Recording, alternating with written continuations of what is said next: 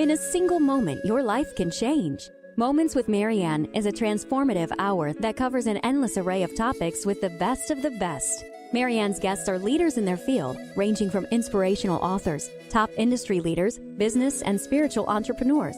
Each guest is gifted and a true visionary, a recognized leader in their own work. They teach others to develop, refocus, and grow. Marianne will bring the best guest and sometimes a special surprise. Don't miss this. And remember, make every moment count.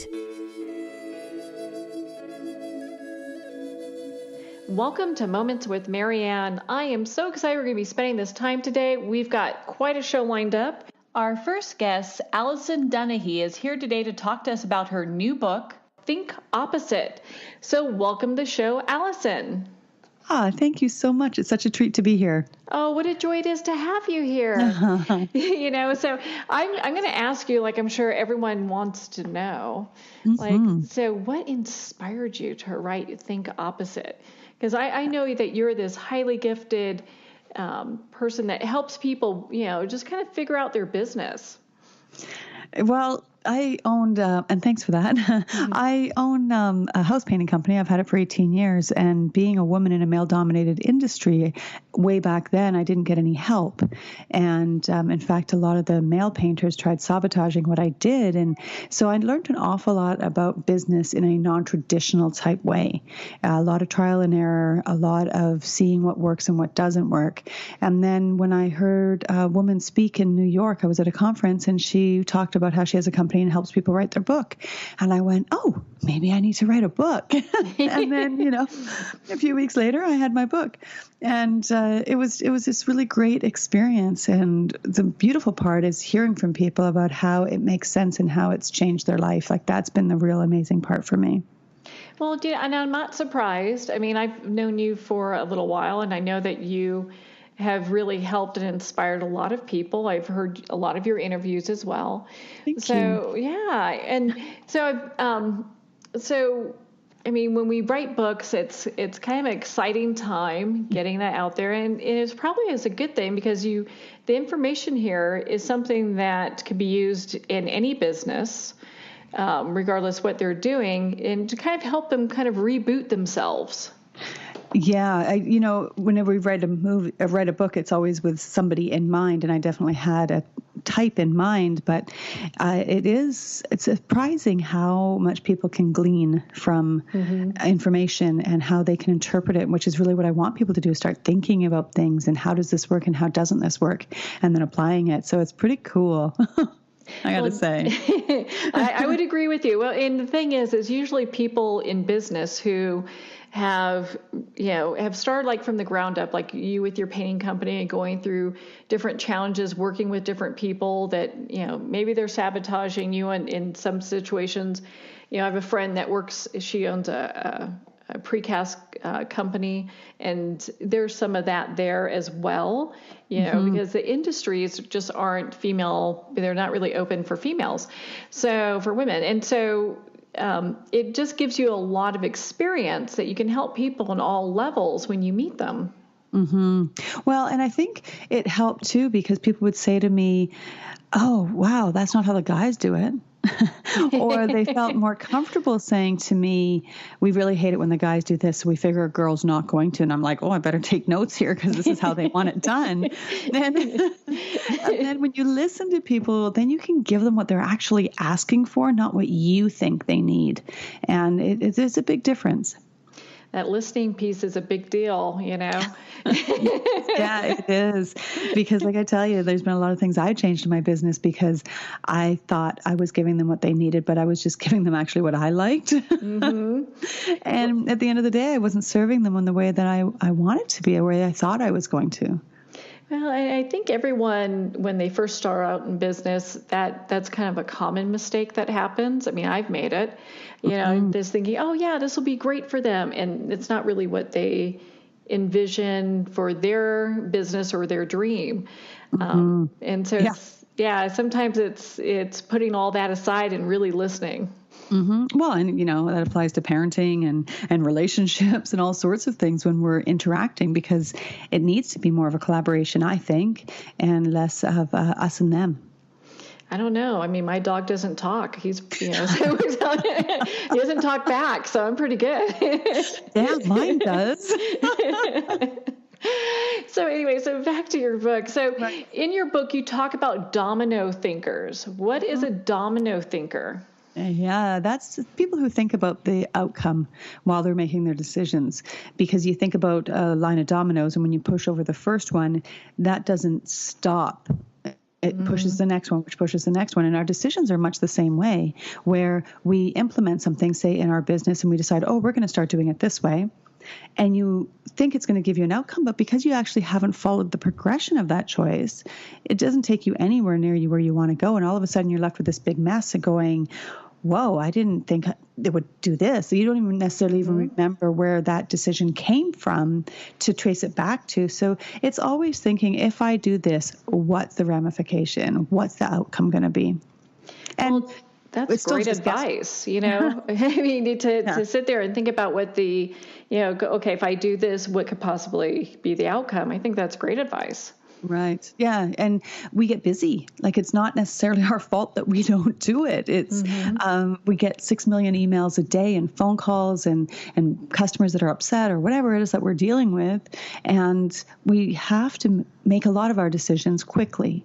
But there has to be a time when you're making the big decisions that you actually sit down.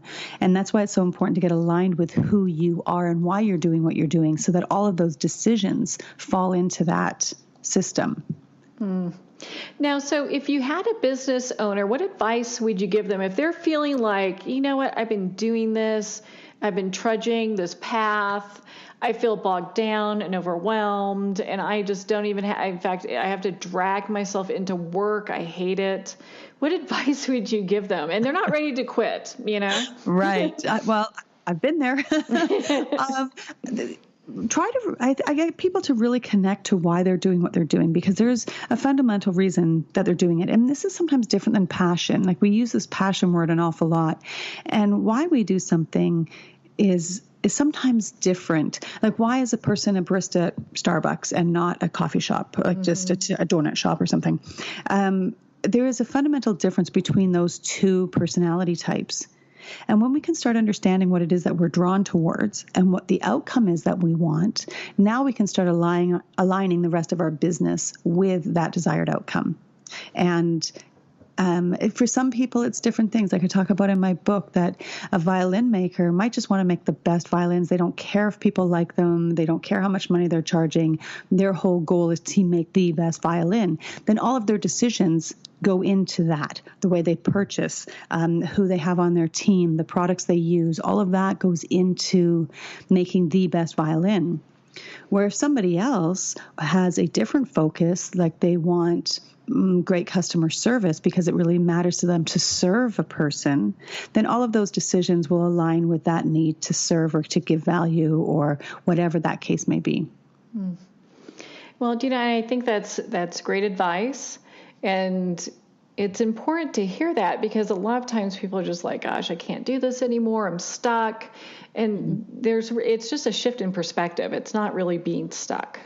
Right. It is. It's totally that. You're absolutely nailed it. I think it's that just remembering why you're doing what you're doing, and then get rid of all those things in the business that don't support that.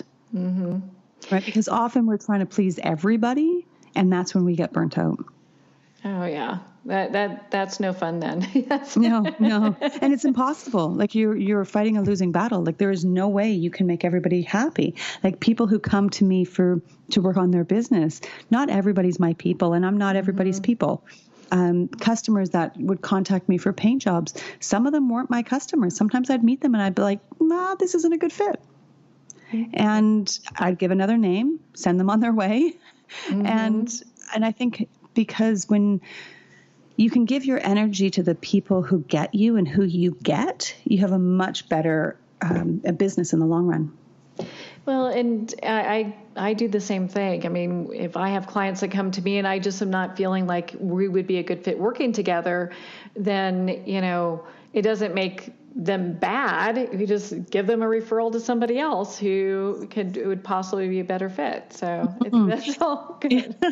Well, and that's a good point. Like, it's not bad. It is just different. It's like one person might prefer, I don't know, romantic comedies, and another person might prefer action. It doesn't make the other movies wrong. It just means that's not the preference. Yeah. And so do what you like. Imagine that. Do what you like. Shocking. I think what happens is people get so afraid because they're in this mentality of lack that it's like, if I don't take this client, even though it's not a fit for my business and what I do, I might not have another client for a little while, and it really is a disservice to the people that they're there to serve and themselves as well, Mm-hmm.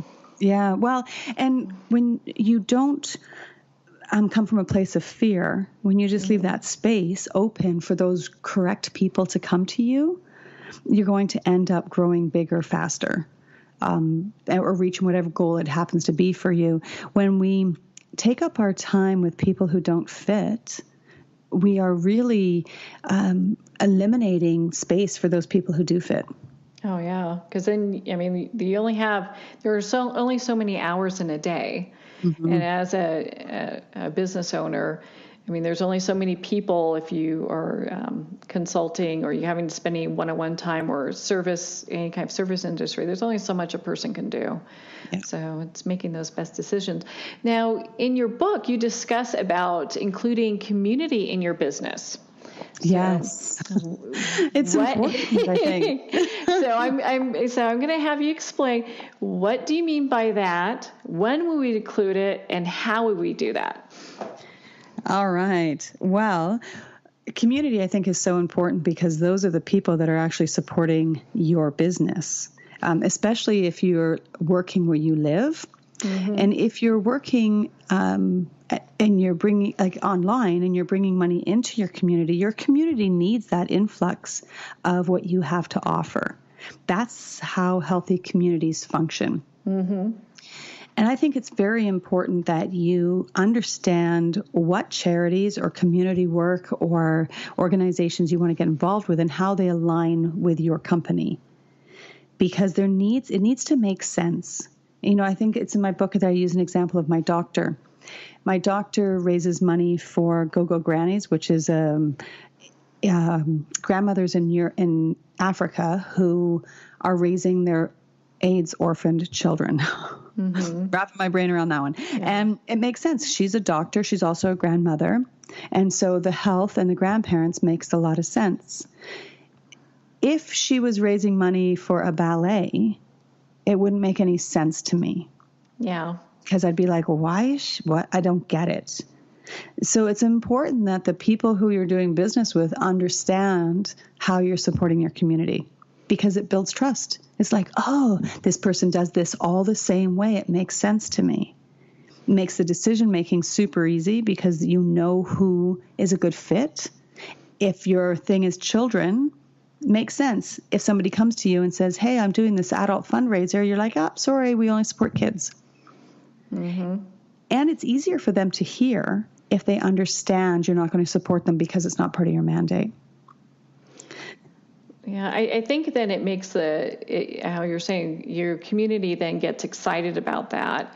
Mm-hmm. Your customers, your employees, and they can really stand behind that and get real pumped up and go, hey, this is something that we're doing for the greater good. And then they count on you. And then they go, these are the people that help us out when we need the help. Then when they're looking for somebody to do business with, you're going to be foremost in their mind because they get why you're doing what you're doing. And they're going to be more likely to want to work with you. Now, of course, we're not doing this as a way to get clients necessarily, mm-hmm. but everything is networking. Everything is relationship building. Yeah. And it should all make sense with you and it'll be aligned with who it is who you are showing up in your business. Well, and I agree with you on that. Everyone I come in contact with, it's a relationship. It's people you get to know, get to understand, And it's nice to make those connections. Really, and it doesn't necessarily even have to do anything with business. And that's kind of like with the charity portion. I mean, you'd have these connections. You'd probably go to events and galas, depending on what kind of charity it was, and be a part of that where you can just really network and be more ingrained within your community. Yeah, it makes total sense.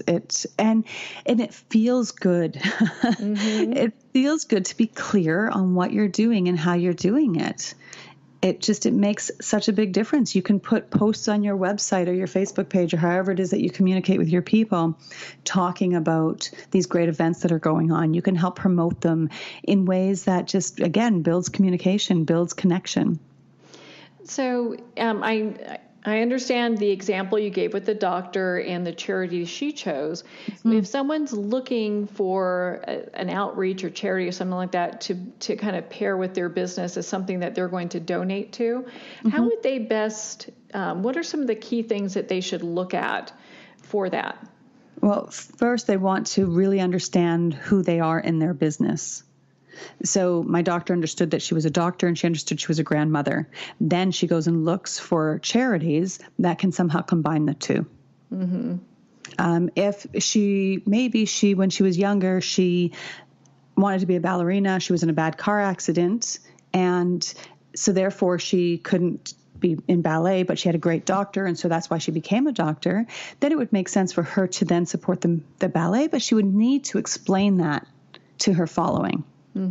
They would need to understand the backstory so that it made sense. So if the first step is understanding why you're in business, what makes you click, why are you doing what you're doing, then finding a charity that you can support or something in your community that you can support in a way that makes sense and is aligned with that. Everything you're doing needs to come back and be aligned with that, and it makes life so much easier.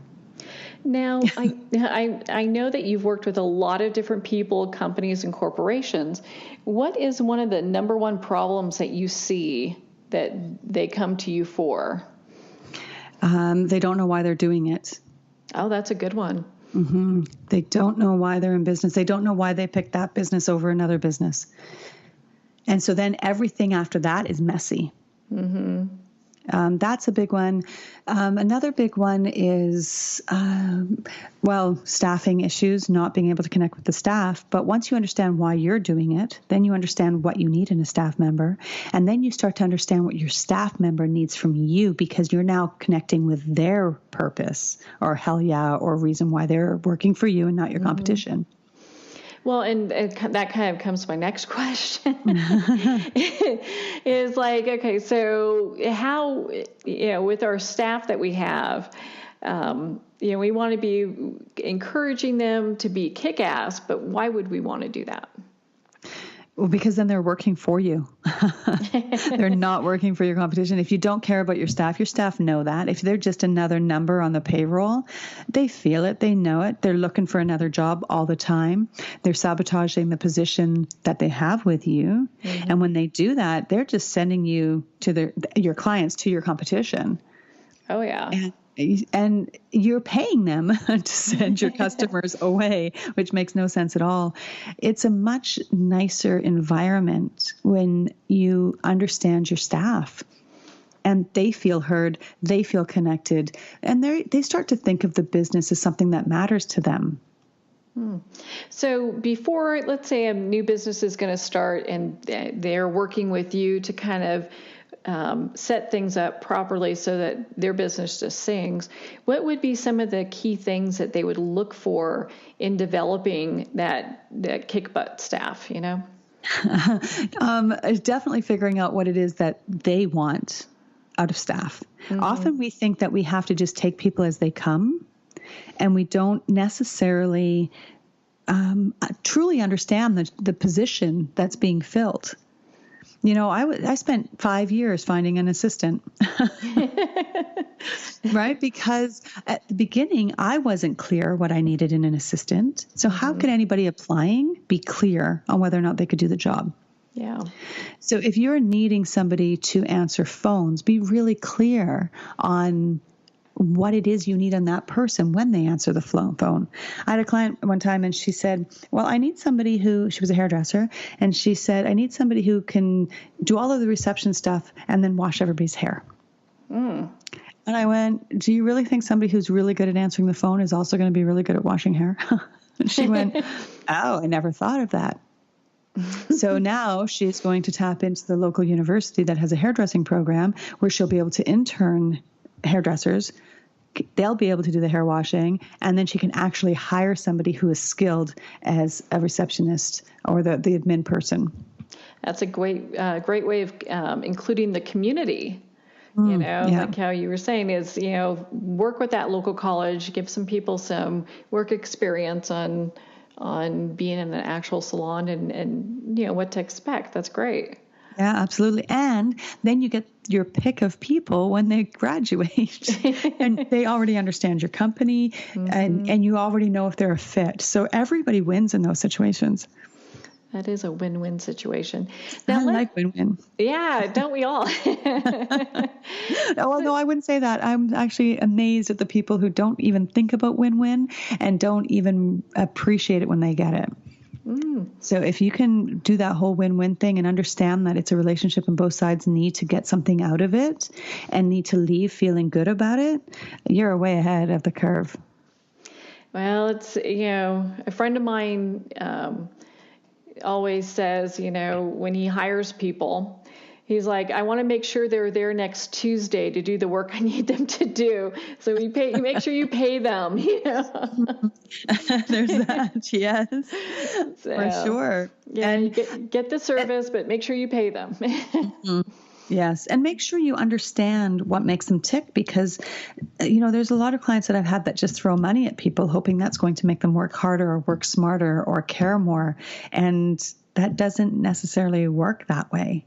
No. There's other ways that people find value in going to work than just money. Well, and I think now people have really defined the workplace in a much different way than they did 5, 10, 20 years ago, where what they're looking for is this type of community partnering with businesses. They are looking for something that has purpose. I don't think it's, I think the system is more balanced. I don't think it's as lopsided as it used to be. It used to be that the employer had all of the control and the employees just had to toe the line, and their feeling or relationship with the business was irrelevant. But it's changed more now, where I think staff expect more out of a job. They understand that there's a balance that needs to be achieved. Some of my staff with the painting company, I've offered them more money, but what they really want is to get out an hour early so they don't have to deal with daycare. Oh, that's nice. And that means more to them than actually making more money, because that saves them money because they're not paying with the daycare. So it saves them more money than I could pay them to make that worthwhile. Yeah. And we don't know that if we don't ask them. And did you end up taking a poll and asking them, what would you guys like? And how did you find that information out? We ask. Yeah. Like, we really love what you're doing here. How can we make this a better place for you to be at? And they'll tell us. But we've already built up the relationship, so they feel safe in telling us. There's that trust going both ways. Yeah. Now, let's say that you have a business that has a lot of negative people or naysayers. What do you do with that? Fire them. Really, they are going to sink your ship. They're not on board. They're working for your competition, and they're going to take you down with them. There's nothing worse than having a really great employee come and work for you, and everybody around them's negative, and then they become negative or they leave. Right. It's fostering that sense of belonging and safety and that availability that comes with a team. We do this great thing. I started doing it a few years back with my painting staff, and it's called Love Tokens. So every other week between paydays, each of my staff are given 15 virtual love tokens that they get to virtually distribute amongst their coworkers. They can't give them all to one person, and they can't use them all they can't use any on themselves. And the person who ends up with the most tokens gets $50 and bragging rights for the next 2 weeks. Oh, and that's pretty cool. It's amazing how much of a team mentality this is. And the beautiful side effect was that I got to find out who wasn't part of the team because they didn't get any votes. Right? So then staff could tell me how they felt about each other without actually having to say, this person sucks. Or there's something that needs to be looked at. There's maybe some retraining, a talk, something, Yeah. Or replace them because they're not all necessarily our people. Just because we happen to hire them doesn't mean we need to keep them. Yeah. And in getting rid of them, we're also doing a favor for them as well. It gives them an opportunity to find a place that fits for them. Right? It's all about finding our home. Oh, that's so true. And sometimes finding that perfect fit. I mean, I know companies that have had employees there for 30 years, and it's because, the atmosphere is so great. They've stayed there for a long time, and it works. But, you can tell when someone comes in and it doesn't feel like it's a fit for them, they're usually gone pretty quickly because they're looking for something and that's just not quite it.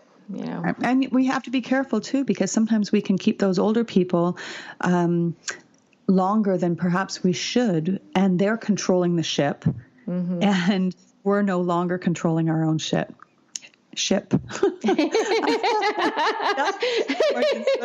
I understood what you said, though, on both accounts. Because there's companies that I've worked with, and they have that one staff that they maybe. There's one guy in particular. He's an accountant, and he inherited some of the staff. Yeah. And the woman who runs the front desk, nobody likes her, so people leave. And he's like, but she knows the job so well. You hear that often, don't you? I've heard that too, where they're like, oh, but she's been with me so long. She knows everything that she's supposed to do, or he knows everything he's supposed to do, Yeah. And that it's tempting to get stuck into that. Like it's easy to just leave that person in their job, controlling everything, but you're losing really good people along the way, and you're losing your own company.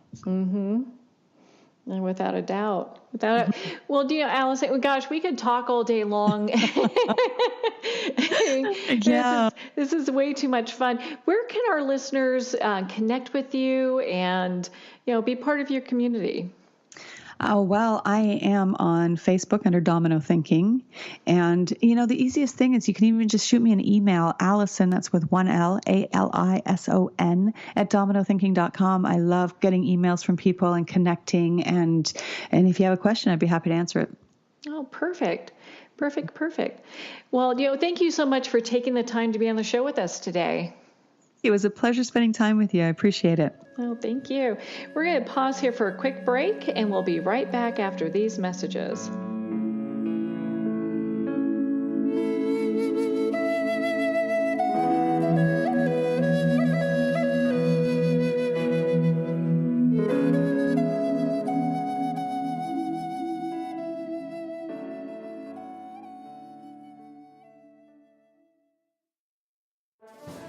Internationally recognized and award-winning author Judy Goodman works and teaches outside the box of limited thinking. Working with people from every walk of life, her goal is to empower you to be the best you can be, no matter what the challenge is. Born with the gift of seeing beyond our normal vision, she has an extraordinary gift of working with every challenge. Teaching beyond conventional wisdom, her work is described as life-changing. Visit judygoodman.com. That's judygoodman.com.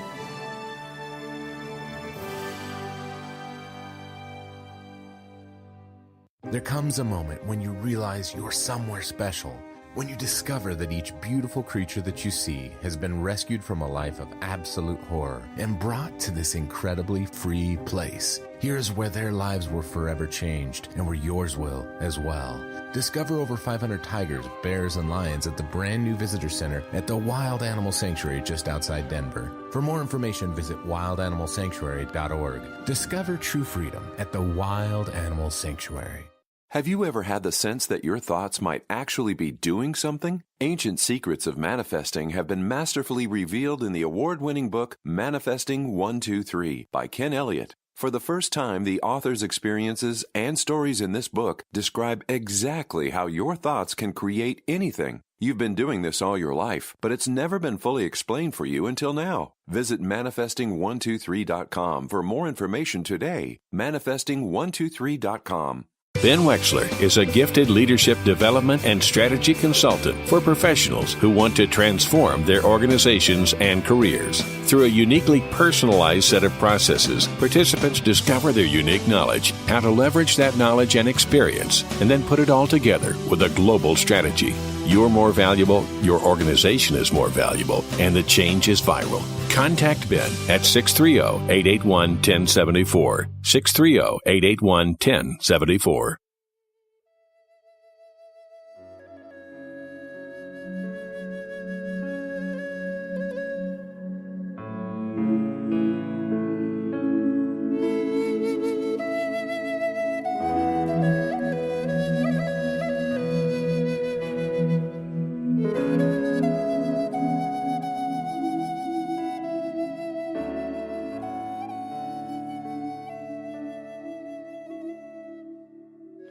Welcome to Moments with Marianne. I'm so excited to be introducing our next guest, Tricia Nelson, and she's here today to talk to us about Heal Your Hunger. So welcome to the show, Trish. Thanks so much for having me. Hey, it's such a joy to have you here. Now, gosh, you went on quite a journey, and you're just this advocate for people who do nervous eating or overeating, and I think that's a huge we can use more people like you because it's such a huge epidemic that we're having at the moment. It absolutely is. My goodness. We have an obesity epidemic, and it's really sad. It's very, very sad. 3 in 4 people are obese in our country at this point. So, it's pretty scary. And, in my opinion, it has everything to do with emotional eating, and that's really what I focus on. Is that emotional part? Well, and I know for a lot of people it could be kind of tough because, people get stressed out. It's easy to grab food to kind of pad yourself for all the things that are going on. And I know you have a story. You're not just a skinny mini that's talking about this and haven't gone through it. Right. No, it's been a long journey for me. I started out as an emotional eater, I think, from the get-go. I can remember back as far as when I was 3 years old, as far as my memory serves me, and food was a big highlight for me. I absolutely love to eat, and I love to cook, and I love to serve food to other people, and, anytime my family was going out to dinner, I was super excited. I'd have heart palpitations. So, it was all about the food for me, and as I grew up, I started gaining weight and had a weight problem, and especially in adolescence, and that was super painful for me because I hated being overweight. I was fatter than my friends, and I felt just really bad about myself. I even felt like, why do my friends like me? I'm fat, which is a horrible thing to think, but, my self-esteem was in the toilet because I did look different, and I couldn't control how much I ate, and it was just embarrassing for me, and I'm, my face is like as round as a pumpkin, and so I started to try to do things in high school to overcome it or to deal with it. And I, did the usual rounds of diets and exercise programs and, diet pills. I did everything I could get my hands on basically to do, but nothing worked. I didn't lose any weight.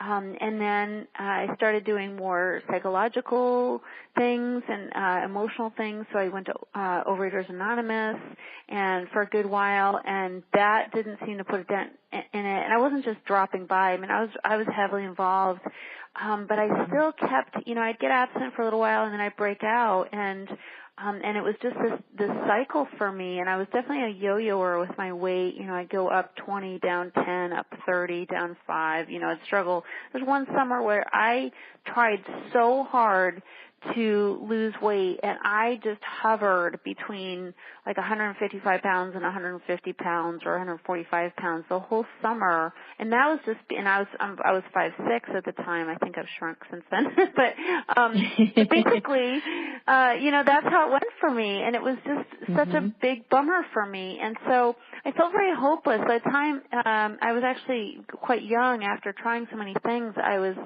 21 years old, and I felt like I was washed up. I mean, I felt like, geez, I've done everything, and it's not working. And I came to that really desperate place where I thought, I can't go on the rest of my life doing the exact same thing over and over again, this yo-yoing and fighting food. And it was at that time that I knew a gal who was hopelessly bulimic. She had been obese, lost the weight, and then she was fighting to keep the weight off, and she started becoming bulimic because she was still overeating. And so then the bulimia took on a life of its own, which it does.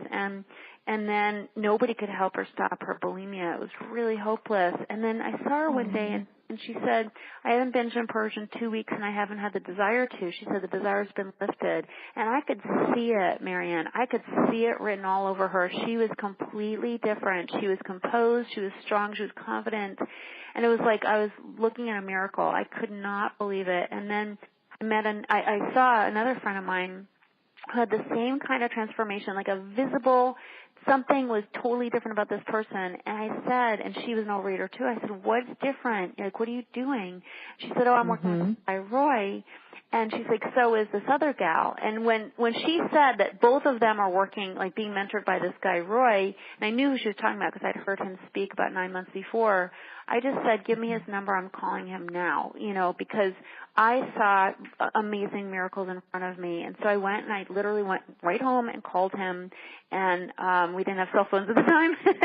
So I went home and called him, and I met with him literally that day. He was in another city, and I drove to that city. That's how, intent I was on getting some help.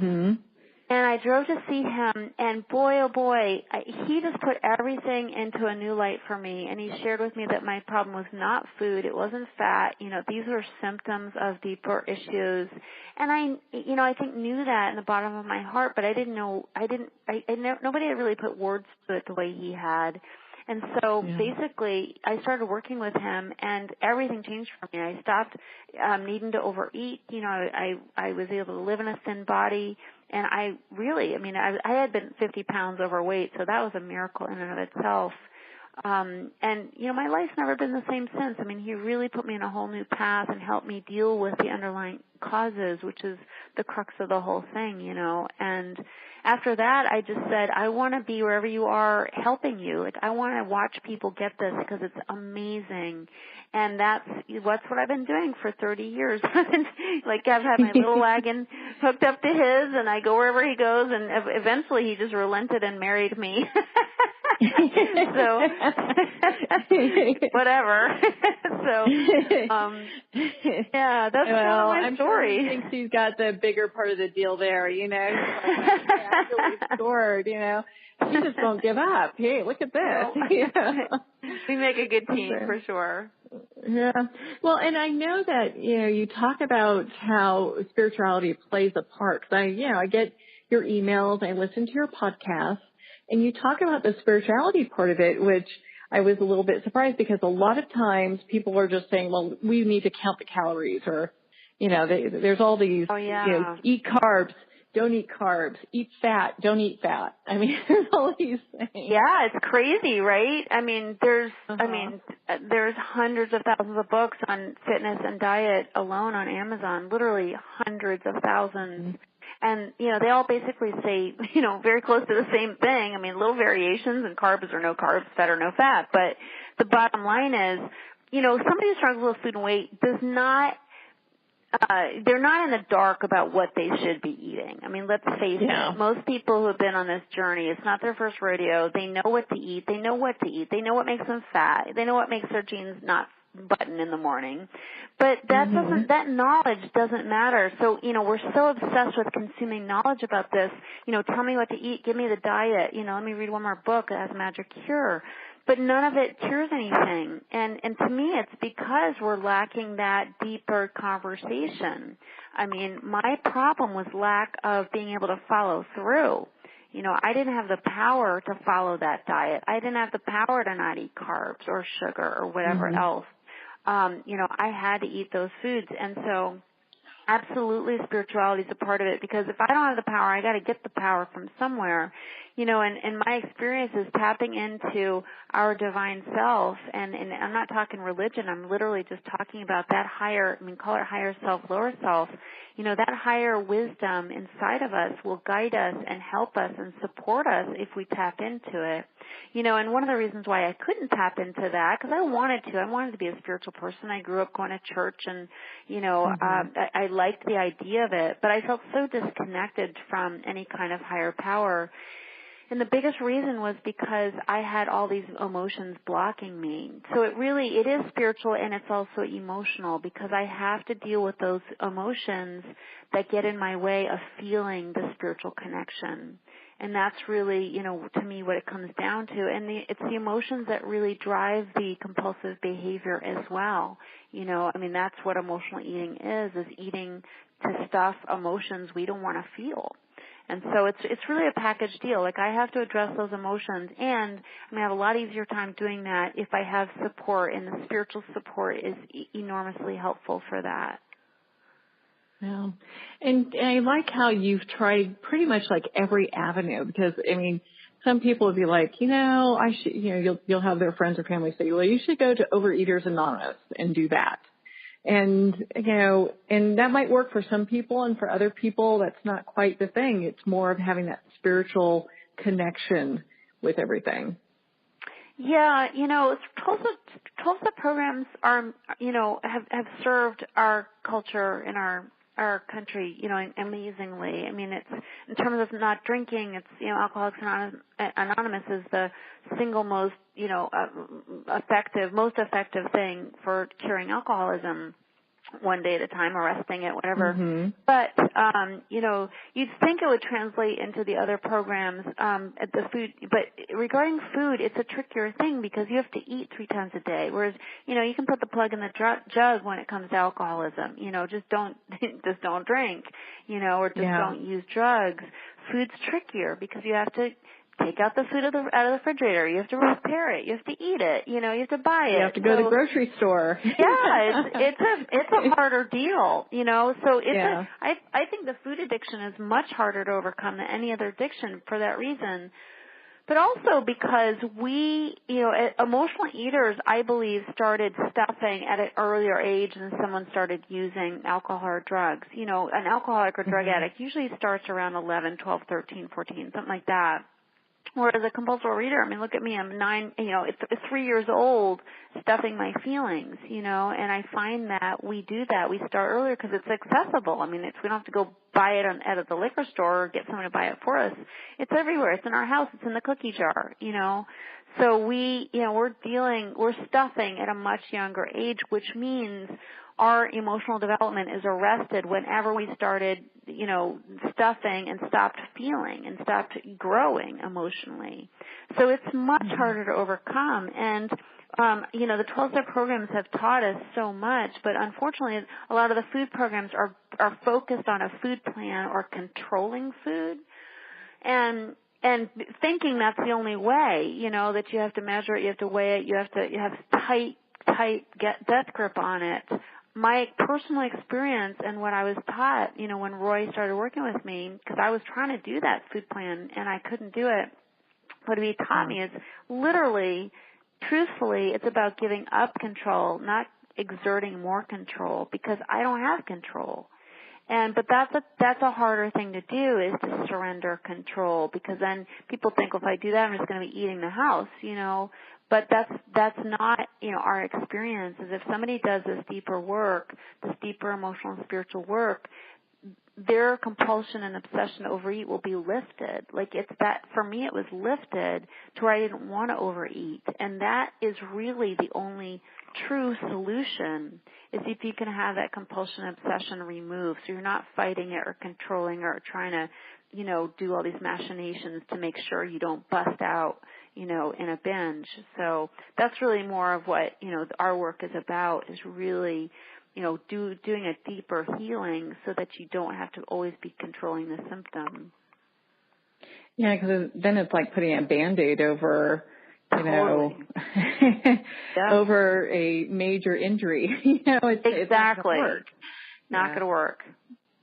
So that was pretty much, through the time, because Roy had done such great work with these other ladies and helping them get to the point where they had kind of gotten that control. They'd released that control. So it was really that, I don't really want to say magic bullet because there are many things that attribute to it, but that one piece that connected with them, that they were like, okay, I can do this. And once they got that, they were able to go ahead and get beyond it. So there's hope, Totally. Yeah. It's really about, in my experience, having a community where you feel safe enough and loved enough to face the things you're afraid to face. And I think people obsess about food and weight and calories and carbs and, exercise and all these things. Like it's such an obsession for the overeater, the obsession with control. And I think the reason why we obsess like that is because it distracts us from the deeper stuff that's going on. And so whether we're eating or not eating, we're generally obsessed, and that obsession keeps us, keeps the feelings at bay either way. And so it's really about feeling safe enough to go there and to look within, and so that's really what we've been about, is helping people feel that sense of safety so they can face things without fear. And then as soon as it's faced, it just evaporates. I mean, it's not even an issue anymore. That's what's so amazing. I mean, it's such a boogeyman, we think, oh my God, I couldn't possibly look at these harder things because they'd overtake me. And it's just the opposite is true. The minute we even are willing to face it, it just dissolves, and we have a formula for doing that. I do that through Heal Your Hunger now, taking it online for people so even more people can access it, because Roy's work is very deep and immersive, and he does it in person in Los Angeles. And then I am taking everything I've learned from him online so more people can have access to this process, But it's very, very powerful, and it's the only thing we know that really works.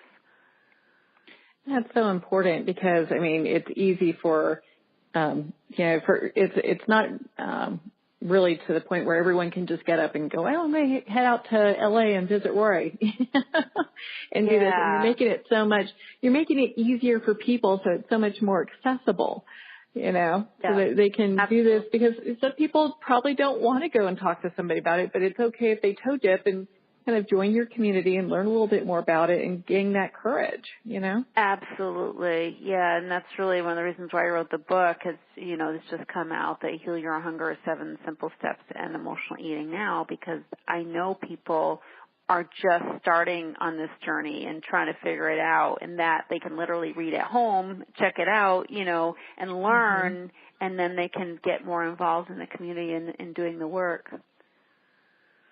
So through all of this work that you've done with Roy and your personal self-discovery, what were some of the things that kind of surprised you on this journey? Well, I don't know that I was surprised as much as just really relieved to learn about the fact that it is deeper. In our work with people, what we've seen over and over and have come to identify as the 3 main drivers of people's compulsive behaviors, whether it's alcohol or drugs or food or sex or gambling or, porn or whatever, these things, and I just touched on it, but we call it the PEP formula, PEP, and the P stands for painkiller. So we use our addictions as a form of painkiller because we have pain that we want to kill, and food is an amazing anesthetic. If we do get those carbs and that sugar and that fat, and we sit down in front of our favorite, TV program, now we can watch forever, with all the different episodes. But when we sit down and do that, we completely numb out, and that's, of course, the reason is it's not just that we like food. I mean, for years I thought, I just like food, but now, if I'm honest, I mean, I had to get honest with the fact that no, I was in pain. Like, I had pain from my childhood. I had sexual abuse from my childhood, which was very painful. I had, I was very afraid. I had a lot of fear. I mean, so there's different things that cause me pain. I mean, living was painful for me, frankly.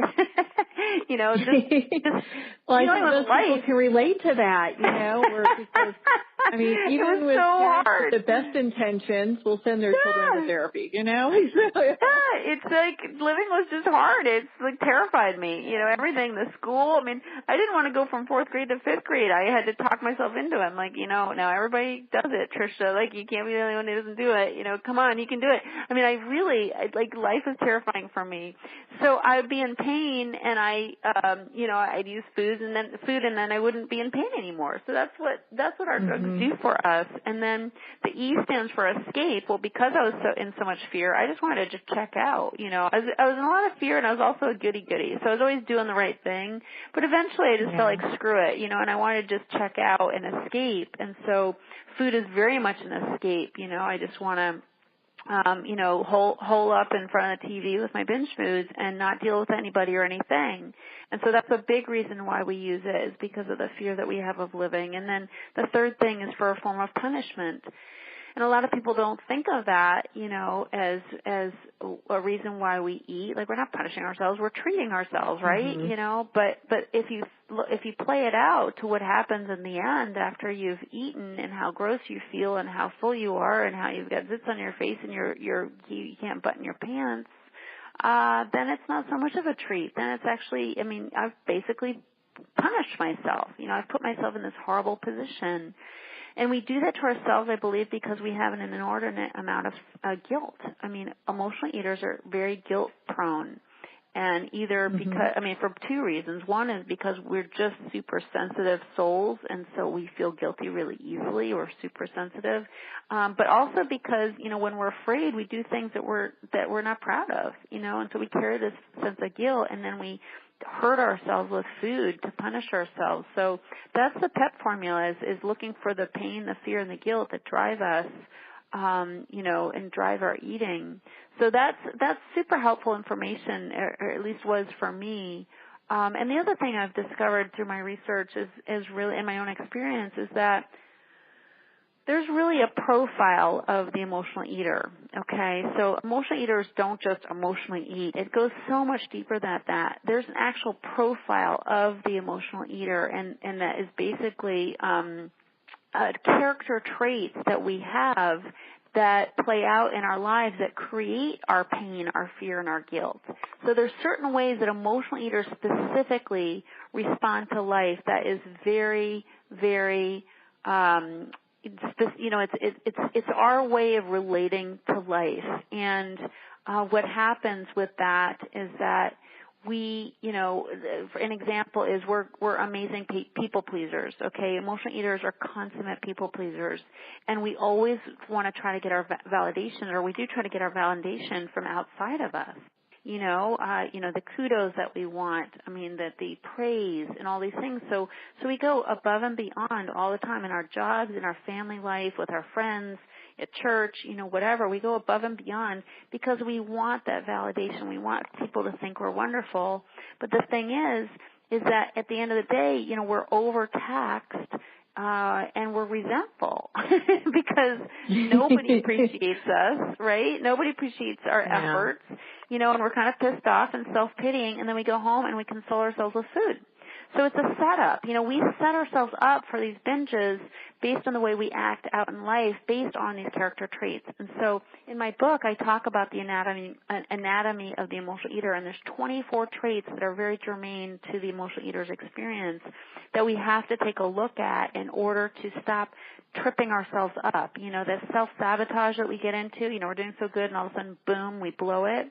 Well, that comes from these character traits and the way that we're living and the way that we end up so stressed and so in so much pain that we just end up, breaking out in a binge. So it's really important that people have that information. So if we've got a few minutes here before we get going. Unfortunately, this time goes so fast when we're having so much fun and such great discussion, So, let's say you have somebody, and I heard you talk about this in your podcast and how you worked yourself through this, and I was real impressed with it. So, when you got to the point, or if you were working with people that are like, oh, I'm hungry, like they feel hungry all the time, and then they just probably ate like a couple hours earlier, what are some ways they can walk through overcoming that or walking through that? Sure. Yeah, it's really important. I mean, I've always been amazed at how close physical and emotional hunger really is, like how much emotional hunger can mimic physical hunger. But of course it's not the same, and so much of the time, and I still go through this where it'll be like 10 o'clock in the morning, I'll be like, I'll have this conversation with my head, I'll be like, I'm so hungry, I'll say to myself, and then I'm like, you're not really hungry. You just ate a couple hours ago, okay? And so the neat thing is, and I have something called 3-meal magic that I, again, talk about in the book, which is really a structure of eating that allows you to know in between meals what's going on because you're not snacking, basically. And so it's so helpful because I can have that conversation and reason with myself and say, even though you think you're hungry, you may be a little bit hungry, fine, but it's not dire, and you're going to be fine if you wait until lunch to eat, and so it's so helpful for me to because so much of the time when we're just eating all the time, we always think we're hungry. Like it's always the time to eat, and so it's just really important that we start having some structure and having real meals. I mean, my goodness, so much of the time we undereat thinking we're going to lose weight or beat the game, and then we end up paying for it later because we're so hungry, and feeding ourselves with proper nutritious meals helps us not have to, first of all, have cravings, of course, but also know that, hey, we're going to be okay because this is emotional, and all we need to do is look at why it is my tummy's growling because, there's something emotional going on. And for me, it's always something I'm afraid of. There's something that's causing me anxiety, like some meeting I have to have that I don't really want to do, some issue. I mean, I hate dealing with stuff. Like, I don't want to deal with anything, ever. I mean, I don't know if I'm ever going to get to the point where I want to. I don't. Like, anything that's hard, anything that doesn't go my way, I don't really want to do it, okay? So I'll get hungry. I think a lot of people can relate to that. That's really honest because like, oh, don't want to do this meeting, or gosh, I don't want to have to deal with this confrontation, or whatever the deal is, Yep, it's hard, and it makes us hungry. Yeah. And it's that whole retraining process because you really have to retrain your mind and your body to the point where it's like, no, we don't have to eat. We're not really hungry. What do you substitute that with, like drinking tea or water, or you just talk yourself through it mostly? Drinking water is great, and I do drink a lot of water because it's a lot of times we're dehydrated, like we're thirsty, but it comes out as hungry. It translates to being hungry in our minds. So I do drink a lot of water, but the idea of stuffing it even with tea or gum or something like that is still stuffing to me. Like, it's still not dealing with getting to the source of it, and so I mean, it's not like it's mortal sin to drink tea. I'm just saying that if we're always looking to placate our feelings, to me, it's still training ourselves to run, and it's better to stop. Still, for one thing. Yeah, exactly. That's the best word for it. So it's really about, hey, can I talk myself through this and realize it's going to be okay? I've had these tough conversations before. It's going to be okay. Like, there's nothing dire going on here. I'm not going to die, and then praying. I mean, this is why the spirituality is so good, because I'll pray about things because it does bring me comfort, and it gives me strength, and that helps me get through versus, just trying to avoid the feeling.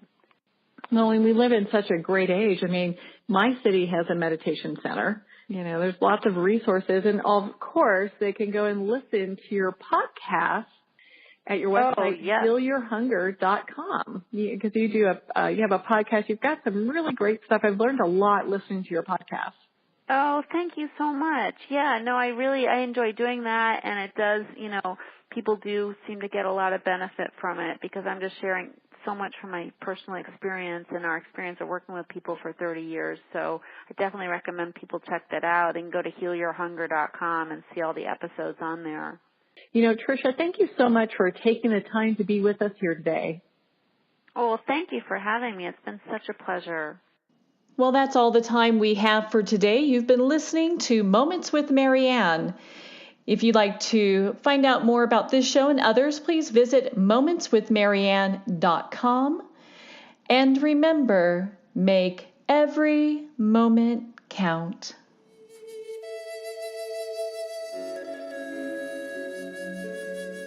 Join us next time for Moments with Marianne, when host Marianne Pestana brings another inspirational gifted leader to help us grow. Tune in every second Sunday at 8 p.m. Eastern Time for Moments with Marianne, when the Dream Vision 7 radio network is at 1510 a.m. Boston. Or catch Moments with Marianne every Thursday and Friday at 5 p.m. and 5 a.m. Eastern Time by going to dreamvision7radio.com. To learn how Marianne started her business from the ground up, visit mariannepestana.com. Don't miss this, and remember, make every moment count.